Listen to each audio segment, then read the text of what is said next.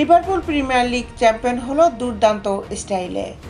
Manchester ইউনাইটেডের 20টি league শিরোপার রেকর্ডে সমতা এনে টটেনহ্যাম হটস্পারকে বিধ্বস্ত করে আনফিল্ডে তারা উদযাপন করলো এক আবেগঘন ও গৌরবময় দিন। বিস্তারিত নিয়ে আপনাদের সাথে আছি আমি শামিমা সুলতানা। আর্নে স্লটের দলকে শিরোপা নিশ্চিত করতে দরকার ছিল মাত্র 1 পয়েন্ট। যদিও সাবেক লিভারপুল স্ট্রাইকার ডমিনিক সোলাঙ্কে শুরুতেই গোল করে এক মুহূর্তের জন্য নাটকীয়তার ইঙ্গিত দিয়েছিলেন, তবে সেই ধাক্কা লিভারপুলকে আরও উজ্জীবিত করে তোলে। মাত্র 16 মিনিটে লুইস দিয়াস ডমিনিক সোবোসলাইয়ের পাস থেকে সমতাসূচক গোল করেন। প্রথমে অফসাইডের অভিযোগ উঠলেও পরে VAR এর সহায়তায় গোলটি বৈধ ঘোষণা হয়।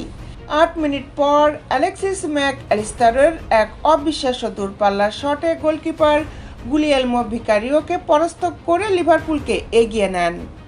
34 মিনিটে গোডি গাপকো দুর্বল টটেনহ্যাম রক্ষকের সুযোগ নিয়ে তৃতীয় গোলটি করেন। পুরো আনফিল্ড তখন উৎসবের মঞ্চে রূপ নেয়। দ্বিতীয়ার্ধে লিভারপুল ছিল আরও আগ্রাসী।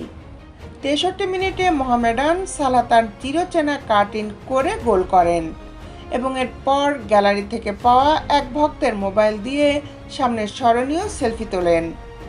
আরও 6 মিনিট পর সালাহ তার চাপ সামলাতে না পেরে ডেস্টিনি উদোগি আত্মঘাতী গোল করে লিভারপুলের পঞ্চম গোলটি উপহার দেন। এই জয়ে লিভারপুল 1990 সালের পর প্রথমবারের মতো সমর্থকদের সামনে লিগ শিরোপা জয় উদযাপন করল। 2020 সালের কোভিড মহামারীর সময় তাদের শিরোপা জয় ঘটেছিল দর্শকশূন্য স্টেডিয়ামে, তাই এবারের উল্লাস ছিল অতুলনীয়।